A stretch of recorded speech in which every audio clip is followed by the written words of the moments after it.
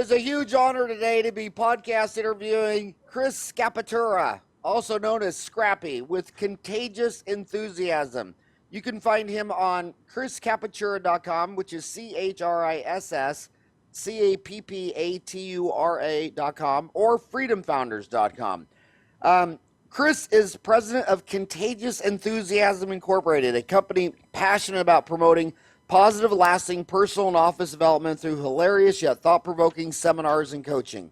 Chris has been an entrepreneur for over 35 years and in the dental industry over 20. Since 1998, he has devoted his skills to developing business systems for the dental industry. To reach a larger audience, Chris began conducting seminars on practice management and personal development, pinpointing ways to improve the overall office environment. Topics include top-tier communications, elements of a great office meeting. To reflect his passion for living life with contagious enthusiasm, Chris also developed topics which include waking up on the wrong side of the bed, after me, you come first, and happiness is in the details. Chris has had the pleasure of presenting at most major dental conventions across North America.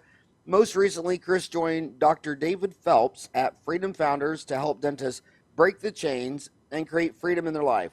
Chris coaches the members on the entrepreneurial practice management components, systems, marketing, documentation, communication. He will have you laughing and learning with his energetic style and engaging stories, a learning experience you won't soon forget. Dude, thanks for joining my show today. My pleasure. Thanks for having me. I notice Forbes has an article this month. I just posted on Dental Town refinancing dental student loan debt. I mean, they had an article just on dental student loan debt. And I want to ask you this. We're the same age. We've been in this industry for decades and decades. A lot of older people my age believe that when we got out, there was more margin of error to be successful. But with the kids coming out today, they can't make too many wrong moves out of the gate. I mean, to put that in point, I graduated $87,000 in student loans, which in real and constant 2016 dollars would actually be $187,000. And they're coming out of school $250, $350. Do you think kids today have less margin of error for making mistakes after graduation? Well, first of all, I agree with you on it completely, but I appreciate making mistakes because we're going to learn from that as long as you learn from it. But absolutely, it's a different world now. I remember when I got into the industry. I mean, opening up a dental office, $250,000 was a big deal. And now in my neck of the woods, $1.2 million to facilitate it with the, the computers and everything, and laser this and what have you. It's become a very different world for them. I mean, they're so far behind the eight ball, But I do find that many of the graduates are much more entrepreneurial minded now. They understand that it's not just a practice they're getting involved with. The younger generation understands the business, which is what I'm all about. So from that perspective, there is less margin for error, but I think they're being more thoughtful about the approach to how they're doing it. It's astonishing the number of young dentists that I know that have multiple practices, for example. Young dentists with multiple practices? Oh, absolutely. Yeah, I'd say it's astonishing. I'll meet a dentist for the first time through any of the avenues that I'm involved in the dental industry, and within a year or two, he or she is considering a second location. So they sort of do the Walgreen idea and Good to Great, the book, where they want to monopolize a particular area. So they'll get into an enterprise concept where they'll have 2 or 3 or 4 dental offices all feeding a single neighborhood and dominate the area. Huh? And what are you coaching your clients? When clients are calling you today, what is, everybody listening to this in their car, probably 85% are commuting to work right now for an hour. They know their situation, but that's a micro their situation. You have macro economic data coming in. You lecture around, your clients are all around. When people are calling you, what is their situation? Why are they calling you? So generally what's happening with me now, Dr. David Phelps, I met him about 6 years ago at a mastermind event, of all things. And I got involved with him about 2.5 years ago, made the decision to support his mission, which is to help dentists become break the chains and become free of what's going on and create freedom in their life. So when I get calls, our coaching calls, it's extraordinary how it's the same old, same old. I mean, for 20 years, I've been coaching on job descriptions, office policy, task lists, not working in the business, working on the business.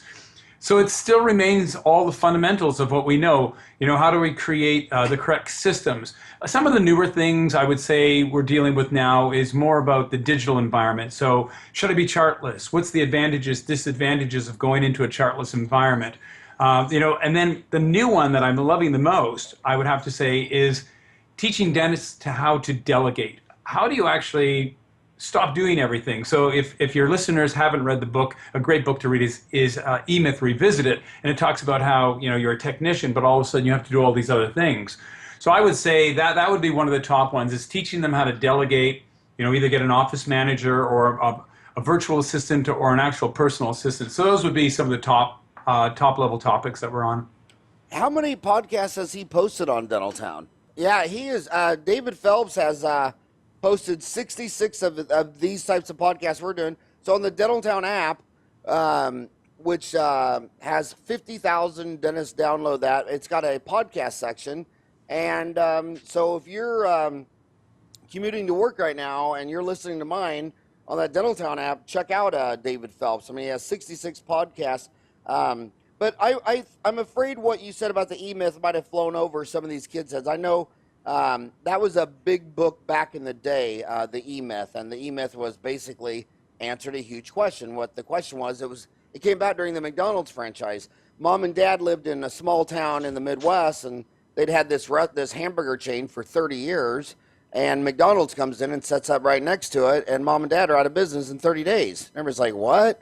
And this guy was saying that basically McDonald's works on the business, and Mom and Dad spent 30 years working their butts off inside. Yep. But so talk about that. How does that apply to dentistry?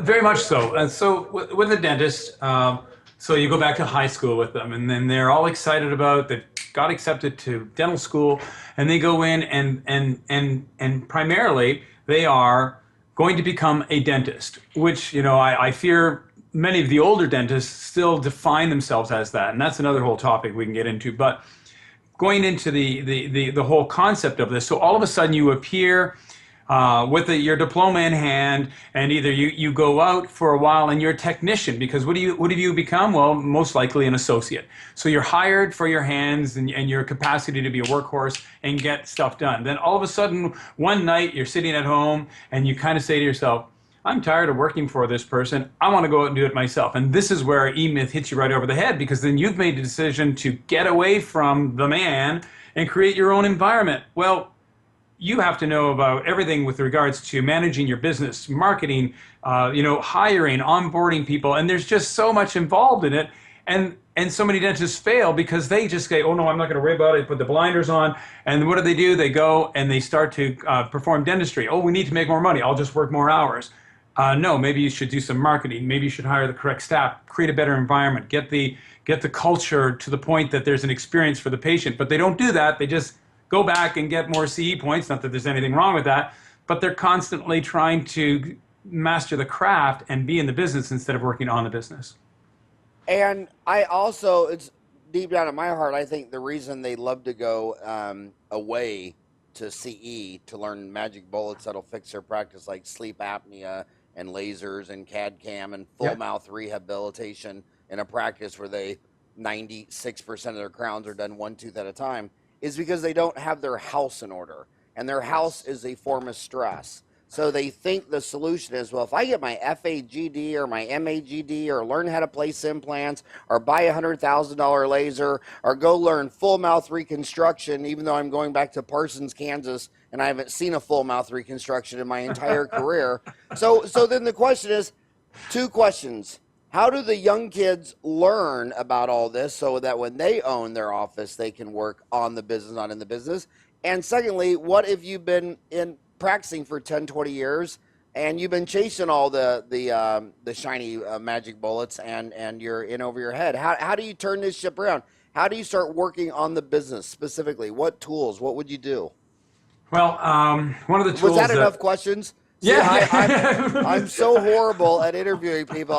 My strategy is to throw 20 questions out there and just pray that one of them's good. You So answer. I'm looking at the wall right now, and it looks like that one and that one. Great, we're good. So let's hit this. I'm treating you just like a dentist. So you've asked me all these questions. Where do I want to go with you? So the first thing I would do would be, okay, so say you're 20 years into this. You're up to here with work. And so Delegate and Elevate is a thing that we learned through the EOS Love it. system, which is traction, of course. What's it? Wickman, Gino Wickman. And so Delegate and Elevate. And I have a document, if you're interested, Howard, that we can just give to everybody at the end of the call. They can come and get it from us. No, And we'll, you should post it on Dental Town. You should start a post under practice management. Say I just did a podcast with Howard. Blah blah blah.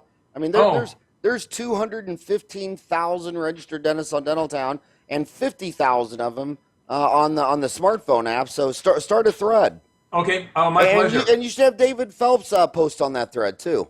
Okay, I will, yeah. And yeah. talk about his podcast. Yeah, oh, David's just awesome. Yeah, I enjoy working with him. So let's go back to this. So David and I brought in EOS along with the rest of our leadership team. And so when we're working on it, we're like, oh my gosh, this Delegate and Elevate would be ideal for the dentist. So we created a document, which I will do just as you said. I'll get that up on that thread. And what's fantastic about it is we teach the dentist, the first thing we're going to do is sit down and say, okay, list everything that you don't want to do. And quite frankly, list everything that you do. And we all went through the process. Even Howard, you might be interested in going through and finding out what you don't want to do.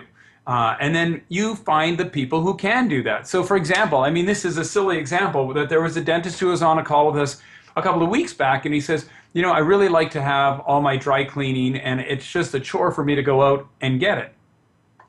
Well, there you have it. There's an example of why are you spending a half an hour driving to go get your dry cleaning done when you could be doing something more significant.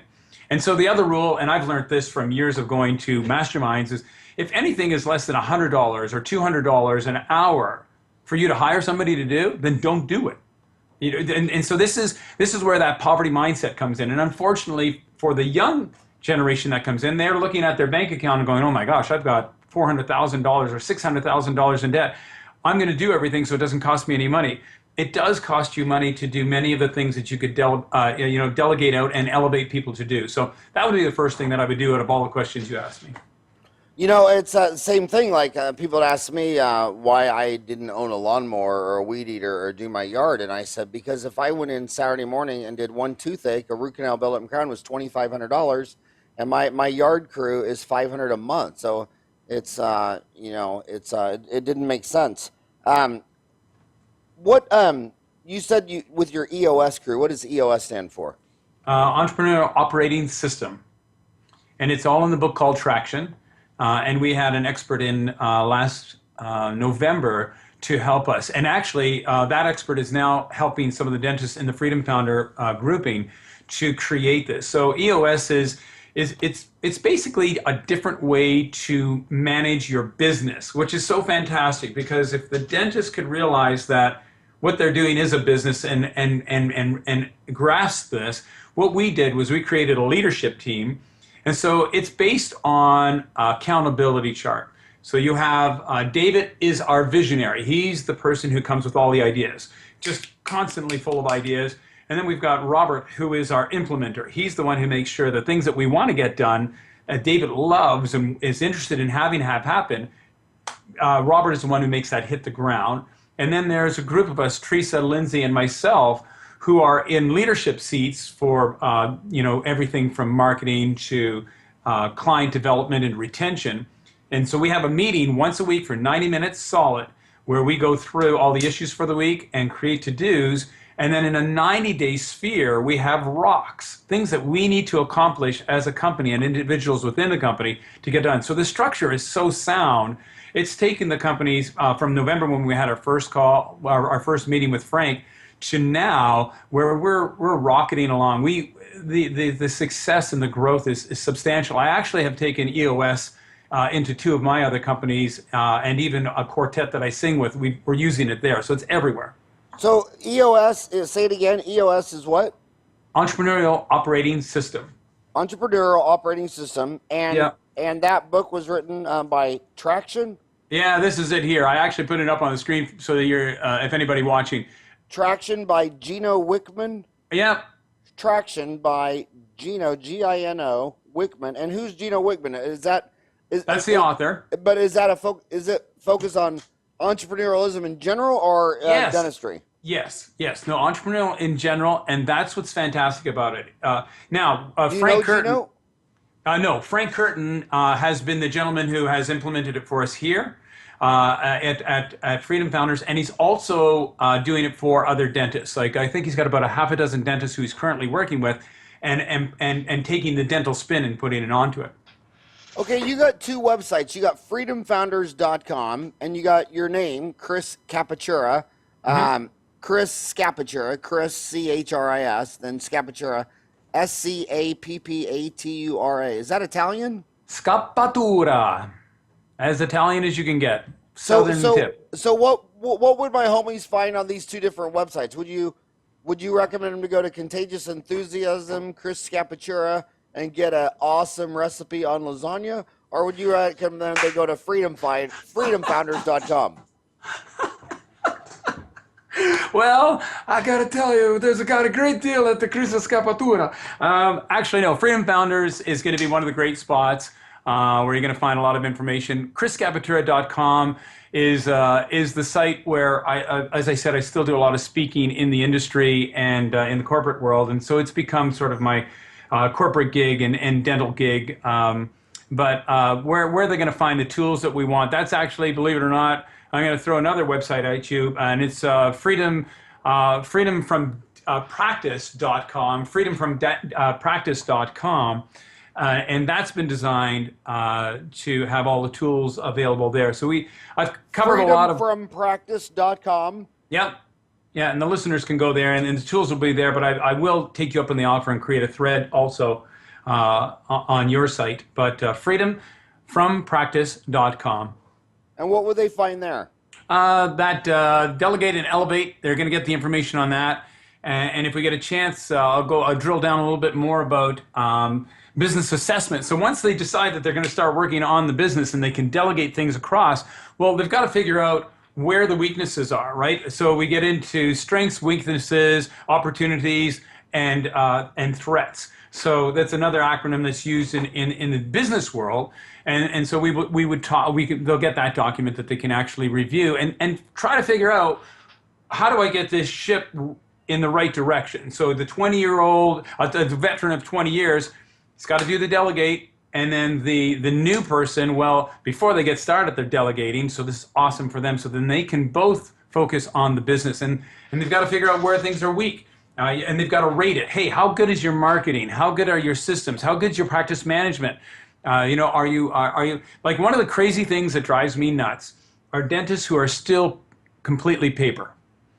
There just isn't enough value or a great patient experience. So one of the first things you're going to do is assess your digital component in the office. I've been selling dental software in the Canadian market for almost 20 years now, and it still astonishes me how a dental office is not completely chartless or paperless, as some people like to call it. So all these assessments are things that you're going to want to look at the business and then go back and pick the low-hanging fruit and say, oh, we can fix this and this really quickly, and start generating a better business and a better customer experience. So how do systems set you free? Well, that's probably one of my favorite things, because back in the day when we were both young, Howard, I was in school taking systems analysis and electronic data processing. So the one thing I learned was if we can create a proper system, one that's going to manage an issue without us having to think about it anymore, then we have succeeded. So a good example is, last night I was on a coaching call, and one of the doctors was, Chris, I just don't know what to do about my recall, which is, again, another fundamental. And I said, what's the issue? He says, well, I can never get anybody dedicated to making enough calls. I said, have you considered having your software send a text message out to everybody to have them call your office to book? And we went through all these different ideas. And as it turns out, not completely digital yet, and that's fine. But we did come to the conclusion that he needed to create a protocol, because, job descriptions, office policy, and task lists. So you create a protocol that says to the assistant, okay, once a week or every day, I need you to go to this list. I expect you're going to make 14 calls. You're going to you're going to create a message of the dialogue that was given, and you're going to move on to the next call. So that's a system. And it goes from every component. How do you answer the phone? How do you onboard an employee?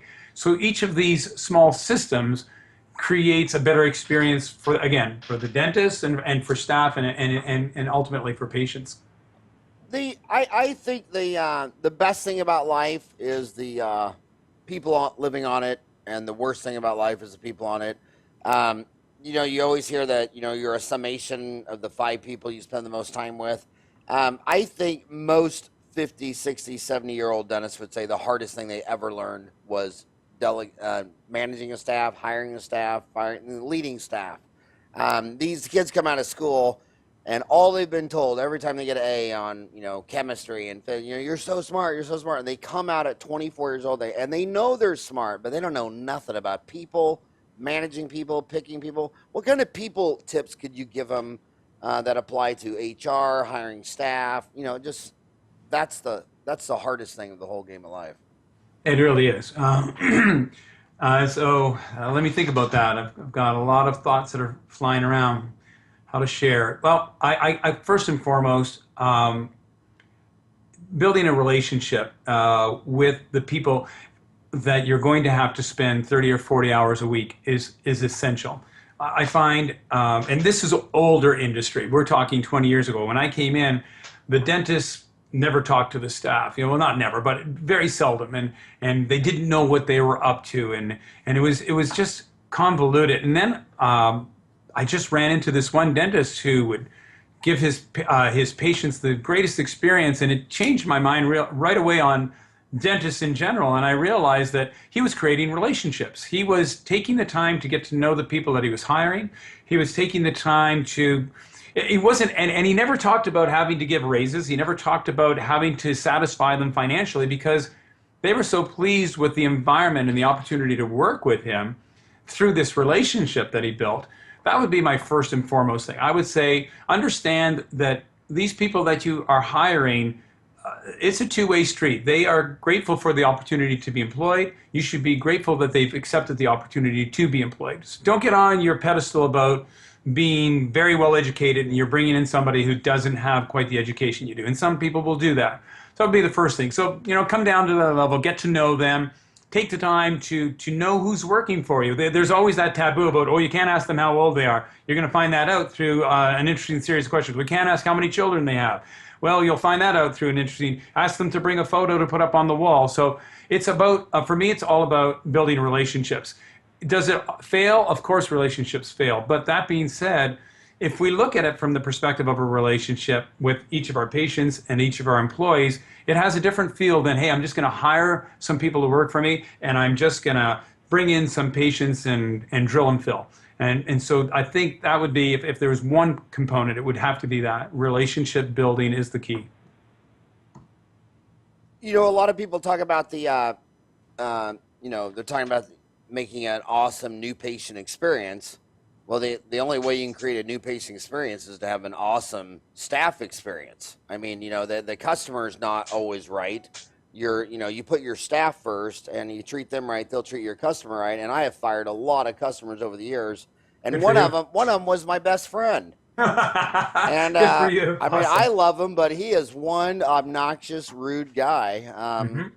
He's just a little crazy. Kind of reminds me of my dad, but but anyway, so how do you coach? All 400-pound gorillas are control freaks.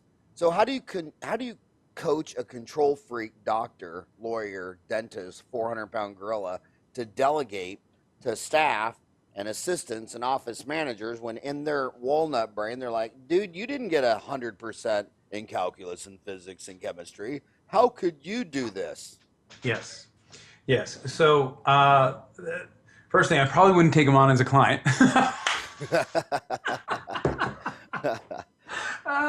the best part of my life. No, sorry. I know there's another great practice management guy. I'd love to try to crack your walnut. But that being said, so, it comes down to conversation about, okay, doctor, so you're telling me that you're feeling stressed because you're trying to do all these different jobs and you want some people to do this for you. So first of all, tell me what the issues are. Why do you not trust Joanne? Where are the issues with Joanne and trust? Because that's what it boils down to, right? I don't trust her enough to be able to do this, or she's not educated enough. So then it becomes, the forks in the road multiply. It could be, okay, then you didn't hire the right person for that position. And that would be very sad. But again, I would want to sit down with him, and he's got to do that delegate and elevate. Tell me what you don't want to do anymore. Now, do we have the right seats filled with the right people? So in other words, Joanne is your office manager. How good a job is she doing for you there? Well, I'm having relationships. Then we need to let her go and find somebody better.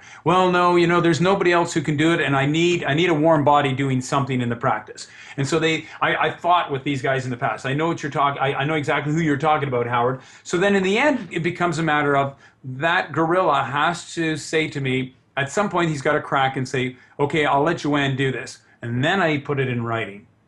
Because what I find with, and again, I'm not pointing fingers at all dentists, but many dentists will give me a command to say, okay, let's try this. And they don't put it in writing, and we don't have the protocols in place. And sure enough, a week later, I'll call up and Joanne will say, oh, I'm not doing that anymore. The doctor took it back.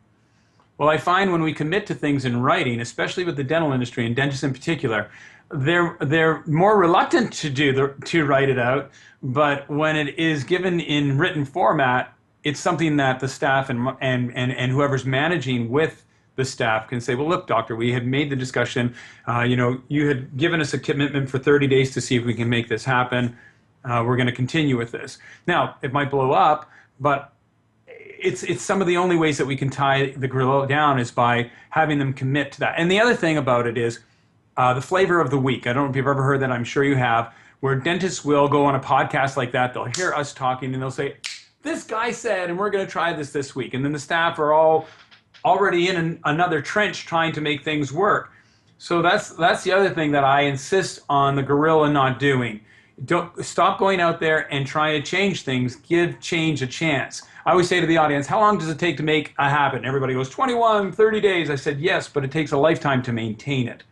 So truly, when you're making change, the gorilla has to, of all things, has to accept the opportunity, but then has to give it a chance. Comparing the young executive versus the old executive, the old executives they bite their tongue, they hold it in. Their assistant comes 10 minutes late to the staff meeting, they hold it in. Then all of a sudden one day they just volcano up on this employee and fire them. I think social animals avoid confrontation because for our survival for the last gazillion years, we have to work together. Successful people are the ones that agree to have the highest number of uncomfortable conversations. How can you coach? Like I'll give you another example. The hygienist comes in to the dentist's office and says, I want to speak to you privately and wants a raise because the earth went around the sun.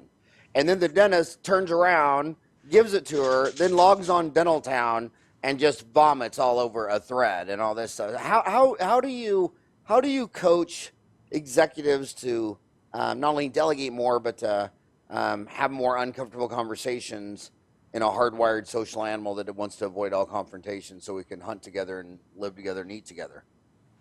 Trust. It really comes down to creating trust. So it goes back to our earlier conversation with a relationship. If you build a relationship properly and you infuse trust into that relationship from the beginning, in other words, you've got to verbally say to them, okay, so now I'm bringing you on board and my expectations are that we're going to be able to have an open conversation and trust that it is for the good of the company and it is not a personal attack. And so it's important to understand how to phrase things in that regard, but to sit and beat around the bush is of little consequence. My personal experience right now with one of the companies, in particular Freedom Founders, is that we understand that it's a culture of the company that we are doing things for the good of the company. So we can have those uncomfortable conversations, realizing that we are trying to resolve an issue. So for the doctors out there, you have to come to you have to lay the cards out on the table at the next office meeting and say, okay, so here's where things are at. I realize that we're not having the conversations that we need to. We need to create a better trust level in the office. And so you've got to ask the staff, what does it take to create a better trust environment here? Well, you have to stop doing this. And the one thing you have to do as the administrator at that point is bite your tongue. For just a second, let the staff tell you what they're thinking openly, and don't argue about it. Maybe they're right, maybe they're wrong, but give them the opportunity to truly voice their opinion. We do this seminar called Elements of a Great Office Meeting, and the sixth element is the grievancy form, where you can actually go in there, you sit together, and it's a wide open opportunity for people to say what they want. This is what I'm talking about, where you're going to say, look, I need to increase the trust level in the office so that communication can become more open and more sincere. I want you to understand that these are not personal attacks. When you come late to the office, that sounds personal, but it's not. It's affecting the environment and the patient's experience because you're not in the door when we asked. You're not in the door when the patient is expecting you. So it is a business thing we're talking here and not a personal thing we're talking about here. Now, that one little caveat there is the dentist better show up on time just like everybody else, and which is a huge industry issue. But I think if he starts that way or she starts out with that, starts working on that, and fosters trust, and it's going to take some time. It's not going to happen overnight, but continuously using that word and then proving it to the staff, I think the staff will then begin to put their guard down and have the more honest conversations, and then acceleration happens, and it's just changed the whole environment. You just said it was an industry problem, Doctor. Showing up late. Expound on what you just said. So in the 15 years that I was sitting in offices, got to be more than 50% of the dentists would show up 5-10 minutes late. So 9 o'clock start. One of the staff would say to me, what do we do? I'd say, well, then book them in for 8:45. I don't know why it was such a common thing, but there seems to be some belief that many dentists believe that they can show up when they want to because they're the dentist, because it's their business. And you're on the other side of the stick at this point. Because you're the dentist, because it's your business, you need to be there early or at least on time. So when the patient's in the chair, the experience happens on time as we had committed to doing. And then you switch over to the NFL or a hockey league, and the coach is the first one there in the morning, and they're and then during the game they're walking the rink and they're pacing the floor while the dentist comes in late after the root canal, goes in his private office, shuts the door, and then comes out when they have to beep him 3 or 4 times for a hygiene check and all that. And then they say, well, what's wrong with my team? It's like, dude, the fish rots from the head down. You got to get engaged. You talk when you were talking about a great office meeting. You said that was like element number 6. How many elements are there to a great office meeting? The way that I constructed it for the seminar that I do, there's 19 elements. Everything from we go into reviewing, post-review, and so the idea is, and you don't use them all every single time. The idea is, you ease into it, because at the seminar I'll say, how many people have dental? How many people in the room here? And we'll have 1,000 people in the room, and I'll say, how many of you have an office meeting? And I'll get maybe half the room, and I'll say what? And then I'll say, okay, and out of that half, how many of you are doing it, monthly, bi-monthly? And then I'll say, are some of you having it at the Christmas party? You have a little bit of alcohol and you tell the doctor what you think. But it's so sad. But there are 19 elements. What we try to do is roll it out slowly for the offices that aren't having them at all. Look, just do some of the simpler things. Don't touch the grievancy form for a few months. Just get in the habit of sitting with each other on a timely manner and going through certain processes so that you're at least engaged in communication with your team, just like you said, just like a coach would do. The coach is going to take the team, sit them down, let them know what's going on. But in my case, I very seldom have the doctor talking. We want every team member to have the opportunity to run the meeting. Why? Because they become more respectful of it the next time that they're supposed to be in their chair at 1 o'clock. and they go and they choose the elements that they're comfortable working with. So patient updates, maybe information on the upcoming seminars that they're going to attend or a webinar. And it's just a simple 15 to 45-minute meeting where you're engaging the staff and letting them know what's going on. Preference for me, weekly basis. I'll have doctors say, oh, we can't afford a weekly meeting. You can't afford not to. If you're not engaging your staff and communicating with them and letting them know what's going on and how the ship is going and what's happening from marketing, why make all these investments? So you invest that hour and or half hour or whatever it would be, and so that's what these elements have been built around. You also lecture what you call top-tier communications. What is top-tier communications? What are you talking about? A brand new seminar. It debuted in at the Pacific Dental in March, and it was interesting. Pacific Dental, the corporate dental office chain. No, Pacific Dental Conference up in Vancouver, British Columbia. Okay. Right. I was up there. That's beautiful, by the way.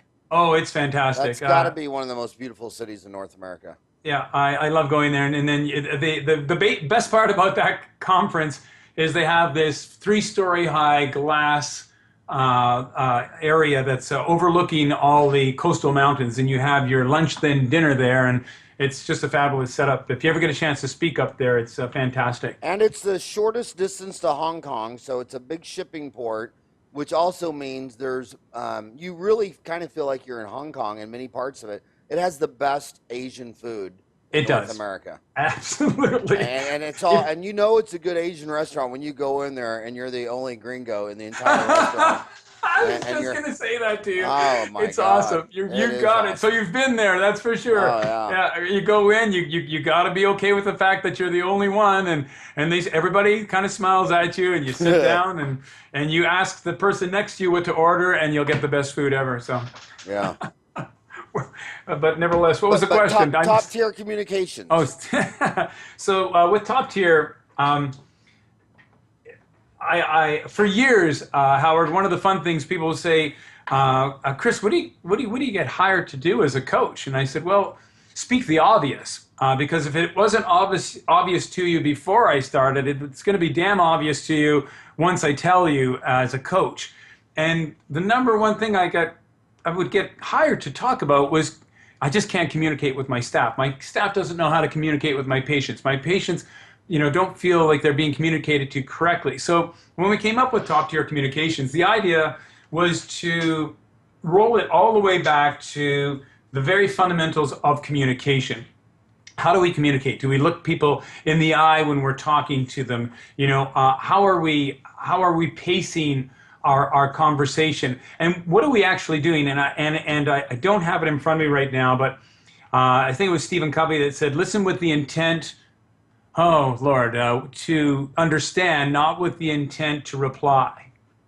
And so many people, front desk staff, they'll roll their eyes when somebody's starting to ask about the fact that they can't book that appointment, or I'll have to check my schedule. And you see the eyes roll back because they're not listening anymore. And the only thing they're doing is they're waiting for the patient to shut up so they can give the answer that they've given every single time. Well, that's not a high level of communication. Listen to the patient and what she's saying to you like you've never heard it before, because she's explaining that to you, and then answer. It's probably the standard answer, but deliver that answer like you've never said it before. This is part of giving them that experience that they feel welcome and not just another fly that's showing up for a treatment appointment. So the communication, we talk about internal communication, so even how we talk to each other in the office, and then ultimately how the office's persona of communication is pushed out. So both digitally and both verbally, and of course the good old written method. So it's about a 2.5 hour seminar that encompasses all that. It gives them. We also do the telephone game where we have at one end we have somebody say something and see how it comes out at the other end, and it's always an extraordinary laugh for us. I think obviously I think communicating inter-monkey communication is probably the hardest skill set, and everybody always knows what they know. They don't know what they don't know. I have so many dental assistants and hygienists who have told me for literally 29 years that they don't recommend dentistry because they have had questions about the dentist. What are you doing? What about this? And he just says, I'm the dentist. You're not. Don't play dentist. Don't diagnose. Don't treatment plan. That they don't let him point anything out on the X-ray. I mean, it's just this massive ego that might cost them six, seven, $800,000 a year because their ego is so huge. And then the same thing with their lab. Their Crown and Bridge is crappy because their lab man doesn't feel safe. You were talking about trust. He doesn't trust that I can call you and say, Chris, we need to go over your impression techniques. I got these other three dentists in town that they always give me perfect impressions, and they say they do it this way, and your impressions are so hard to read, and so much of the margin is but if he did that, the dentist say, screw you, you're not a dentist, you don't even know what you're talking about, you weren't there, the patient, and then fires him, and then changes labs. They treat their supply reps from Patterson and Shine, and they make them weigh. They treat them like second class citizens, so they're not there to help you and say, hey, this would lower your overhead. They're getting them to be. I still think that the number one virtue for a CEO is humility. Humility to listen to your customers, your team, your staff. You just want people to come to you and say, dude, you could do this so much easier. And when you're talking to any stranger on an airplane and say, describe a dentist, physician, or lawyer, where do you think humility would come up on that list? The question does it. You also you talk about an exit strategy, and first of all, my homies that are under 30, they're like, exit? I haven't even entered. When should you consider thinking about an exit strategy? I mean, I'm 53. I don't. I mean, when should you be thinking about an exit strategy? Well, I think at the beginning, right at the beginning, it's something that should be on your mind. I mean, you and I are at that point now where we're thinking not retirement, but maybe legacy and hey, how are we going to make sure the kids are good for life, and what are we doing in that regard? But no, I think right at the beginning, I see no issue with understanding what your plan is. So how many years do you expect you're going to be in dentistry? We have some dentists who are in their mid-30s that are thinking they've got 3 or 4 more years and they want out. And then there are other dentists who, oh, no, I'm good with doing it till I'm 65, even with the financial stability that they're creating through the real estate investing. But you should know that. You should have a feel for what that's about. And again, in particular, with these younger dentists that are coming in, they've created a plan. They've created an exit strategy. They're not just taking their money and buying a second Porsche or a third getaway vacation property. They're reinvesting in themselves, and they're investing in smart investments that they've seeked out. And what they're doing is they're creating a platform that says, okay, so I'm 45 years old now. I'm financially secure. Anything can happen with the stock market, but I'm in a good place. But you know what? I think I want to take another 5 years and do this. And then at 50, I'm going to mentor a young lady or man that's coming out, and I'm going to bring them into the practice and show them things for another 5 years, and then I'm out. So there's no reason why you shouldn't be sitting and sketching this out early and have a sense of what you want out of life. I mean, and again, pardon me for being somewhat direct about this, but you shouldn't want to be a dentist your entire life. You should want to be a parent, a husband, a wife, a singer, a dancer. I know that sounds silly, but there should be so much more to your life, and this profession is the means to being able to allow you to do that. So formulate your life around dentistry. Don't have dentistry, be your life. And so I think these exit strategies are an early thought. See, I can't dance because I'm white, and I gave away all 4 of my boys when each one hit 21. I put them up for adoption. Ryan, why are you still sitting next to me? I was just going to say, I met you away years ago. What are you doing? It's kind of talking for full circle, an exit strategy, because I used to always think, I grew up Catholic, so that, they had those retreats and, all those things. And the priest would say, when you lay down in bed, every once in a while you should think they're laying you down in the coffin. And when you pull the blanket up, they're closing the lid. Start with the end in mind. And I look at the greatest managers in the world, and they're all dead managing from the grave. Ray Kroc is managing 40,000 McDonald's, and they get up. Sam Walton took 20 years to set up 18 locations, and now they set up 40 a month, and he's dead. I mean, and then that's what the E-Myth. So we back up. So now we're alive. The E-Myth says work on your business, not in your business. All the dentists I know that are the richest, like Rick Workman of Heartland Dental, owns 1,500 dental offices. He hasn't touched a patient in 25 years. Rick Kirschner of Comfort Dental, he has 350 offices. He hasn't seen a patient in 25 years. Steve Thorne of Pacific Dental Service, his dad's a dentist, and he thought, why the hell should I go to dental school for 8 years when I can hire a dentist in 8 minutes? He has 350 or 400 or 500 offices and 3 jets, and it is a curse for guys like me who would rather pull 4 wisdom teeth than play golf. I'd rather treat when I do a root canal, I want it to be a messed up molar. I don't want to do an incisor. I think the dental assistant or the hygienist, hell, the front desk lady should come back and do number 8 and 9. I mean, if you need to be a doctor to do a root canal on 8 or 9, but the curse of it is that if you love dentistry and you spend all your time doing it, you're spending all your time working in the business. And then at the end of the day, they don't have any systems. They don't know any metrics. They don't know any numbers. They don't know, they're not developing their team. And so it's a curse that can take you down, is falling in love with your trade, your art. Yep. Yes. And dentists love their art. I mean, if there's one thing they want to do is learn another recipe, learn another dish. You also talk about waking up on the wrong side of the bed. So what are you suggesting? You just shove the bed into the corner so there's only one way out of you're going to hit 2 walls, or the TV at the foot of the bed and you only got one exit? What's all that about? That's it. You got it. Thanks so much for talking to me. A number of years ago, when I was a young lad, I was at home, and it was my mother's expression, what did you do? Wake up on the wrong side of the bed? So you're absolutely right, Howard. I pushed the bed to the other side of the room, got up the next morning, I had the smile on my face, and my mother didn't say a damn thing to me. So I realized really quickly that it was the bed and it had nothing to do with my attitude. But oddly enough, a few days later, I went back into the same attitude. So this seminar, this is the alternative seminar that I do. It's pretty much my flagship. I do it virtually at every dental convention that I go to. And it's all about attitude and exercise and routines and relationships. It's a lot of fun, but the truth of the matter is that, and I do this, I say to the audience, it's going to be a great day, and so those people who wake up with a chip on their shoulder and aren't happy, I mean, that's a choice you've made.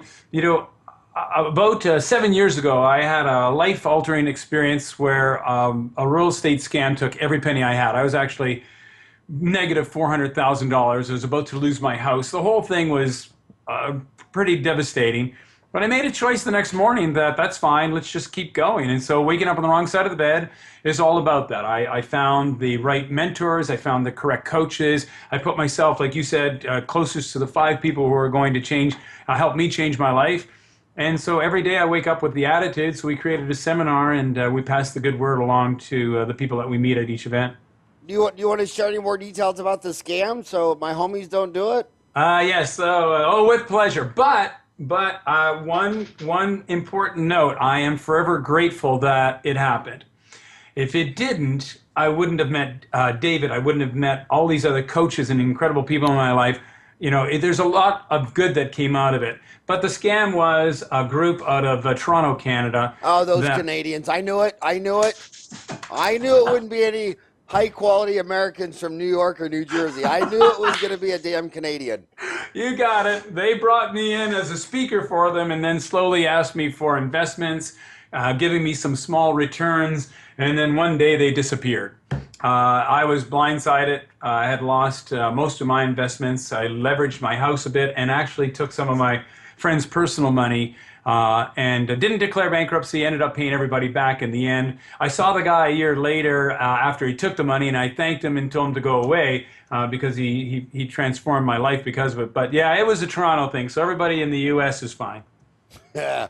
And they're in jail now, so we don't have to worry about it. Now, David talks a lot about real estate.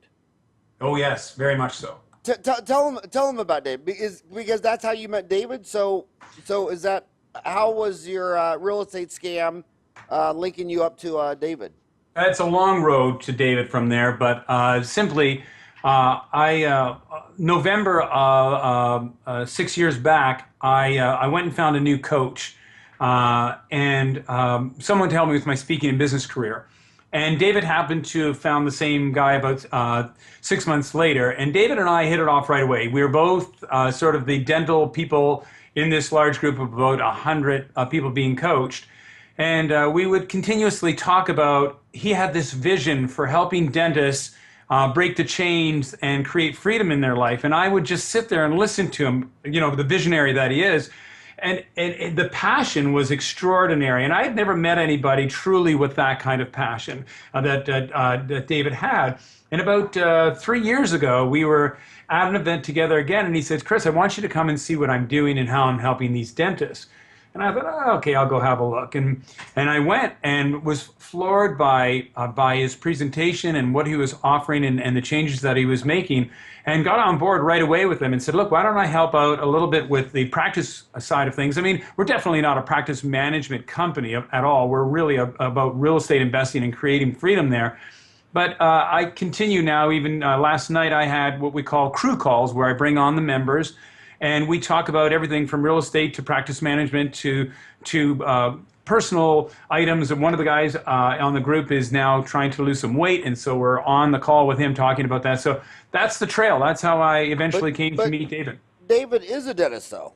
He was a practicing dentist. As recently about a few years back, he sold a practice. He actually had to get rid of it twice. He had to take it back. You know that how those What stories work. city is he in? He's in Dallas, Texas. He's a Texan. Oh yes.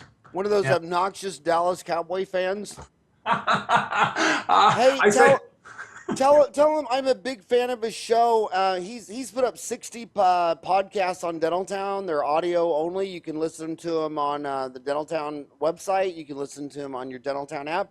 Will you tell him? Do you think it'd be a good thing if when we release you, we followed it the next day with David, so it'd kind of be a 1-2 punch? oh, it'd be great. Oh Will yeah, you do because that, I mean, Ryan? David really. I mean, he's got that. He knows dentists inside out. I mean, you see him at the event. If you need, you come by sometime, Howard, check out the event. It's unbelievable. And his knowledge in real estate, with 35 years behind him, is so significant that, I mean, we bring in what we call trusted advisors to that room, people who know real estate. That's all they know. They're not dentists. They're there to serve us as real estate.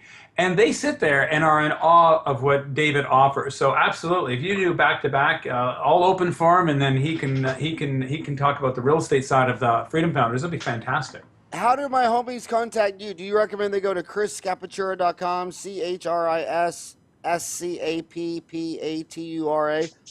I would suggest there are two live email addresses. Chris at Contagious Enthusiasm, but the easier one to spell is Chris at freedomfounders.com. So let's give them the easier one to do. So freedomfounders.com. That's founders with an And S. what's David Phelps' email? David, his email goes through Teresa at freedomfounders.com. So with an H or an E? TH? H, yeah, TH. THERESA? Yeah, at freedomfounders.com. If anybody wants to check out what we're doing over there, just tell them to email me directly at Chris at freedomfounders.com, and I'll be sure to reach out to them and let them know more about it. Okay, and what last thing I want to ask you about is you also talk about break the chains, create freedom in their life. The thing that you and I talked about just a few minutes ago, where dentists are defined by dentistry, they have this love affair with it, and yet they're unable to experience life the way that they may have envisioned it. They may have thought that they were supposed to be doing something else, and yet they're tied to the chair. There are dentists that I do interviews with before we bring them in to our event, and they're 70 years old, and they're saying, I'm going to die beside the chair because I don't have anything in place. The systems aren't there. The revenue's not there. The retirement fund, whatever you're going to call it. And so the whole premise of what we're doing there is breaking those chains. It's fine if you want to work till you're 100. You know what I noticed on the ones working to 100? If you never get divorced, they retire maybe 58, 60. Yep. one divorce, and they're like 68, 70. But by the Yes. third divorce, you die at the chair. So your advice is only one divorce Oh my maximum? God. Well, I mean, if you love dentistry, then, then knock yourself out, because at 3 divorces, you will die at the chair. And, So we figured out the formula. yeah, well, I mean, Greg Stanley and I have been talking about this for 30 years. I mean, when I got out of school, I noticed it. You meet one guy, he's retiring, and him and his wife are, out golfing or whatever. And then there's the guy across the table, and he's like 78. And, he's on. I mean, some of these guys are, I mean, yeah, yeah. I first noticed that in the early. It's also why I had no interest in healthcare, because when I was in Creighton, my dad made talk to one of the Jesuit priests because he thought it was just crazy to go to 8 years of college and not be a real doctor. He said, "Well, hell, if you're going to go to 8 years of college, you might as well be a real doctor." And I go over there and work at that St. Joe Health. Creighton had their own hospital, and so they had a student loan program. You could work up to 15 hours a month for minimum wage on a grant deal. And I was over there in that emergency room, and I mean, the doctors in the hospital, the lifestyles were horrible. They were 24-hour day. The dentist would lose a tooth, they would lose patients' lives. I'll never forget those doctors would walk out there after surgeries, and sometimes the patient wouldn't make it, and they'd be huffing down a cigarette, and they'd smoke 2-3 packs a day, and they were on their second, third, fourth, fifth wife. And then the only time I cried for a week in my entire life was the rotation at the children's hospital right across the street from the dental school in Kansas City, where all the kids they didn't want you going through the floors of the terminal, so the terminal were on the 4th floor. And you go up there in the 4th floor, and these nurses have been working with kids not making it their whole life. And I mean, a 40-year-old woman looked like she was 60, and they all smoked. And at 5 o'clock, they all hit the happy hour. And he just thought, man, it's like war. I mean, it is like war. And I just thought to myself, man, dentistry, ophthalmology, dermatology, man, you get the best of both worlds. You get health care. You're not in war. Nobody's dying. It just, those were huge lessons for me.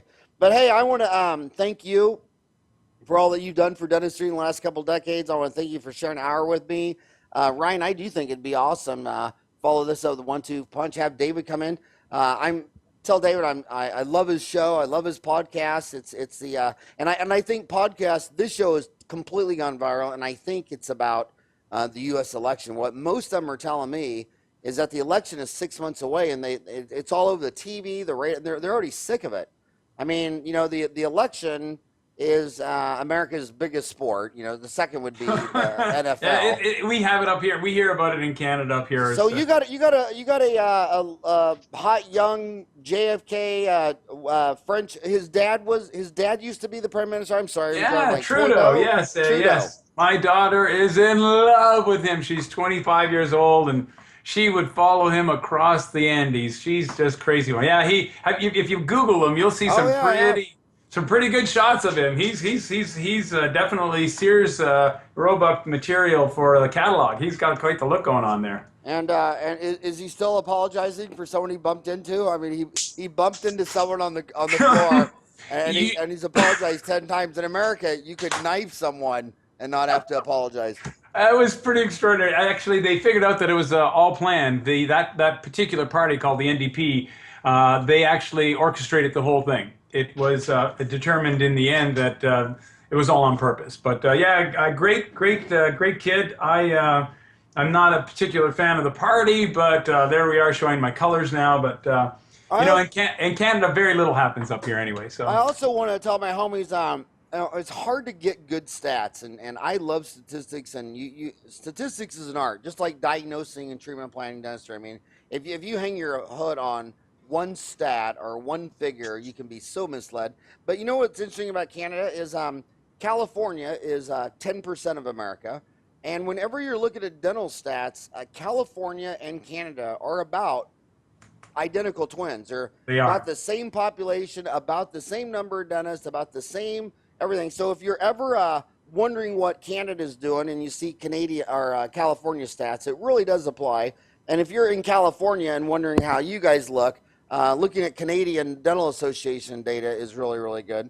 But it is. It is actually. I use that very often in my in my the software that I sell, I tell them there's as many dentists in California as there are in all of Canada. And so, when we talk about how they're influenced, it's quite significant that those stats are so close. You're absolutely right on What that. software do you sell?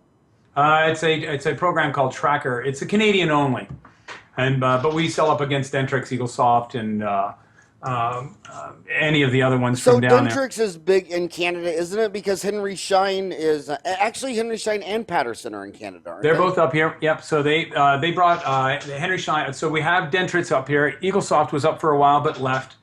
Really, EagleSoft pulled out of the Canadian market? Yeah, well, they're still here, but they're just, I don't see, they're not selling it anymore up here. It's a difficult market up here. I mean, you're talking about the population of California sitting across a whole country that's as large as the U.S. It's actually larger than the U.S. and Alaska yes, combined. when you look at square footage, I mean, so or acreage. But the concern here is that servicing it is a lot of work. So if you're not in Canada, you just don't get it.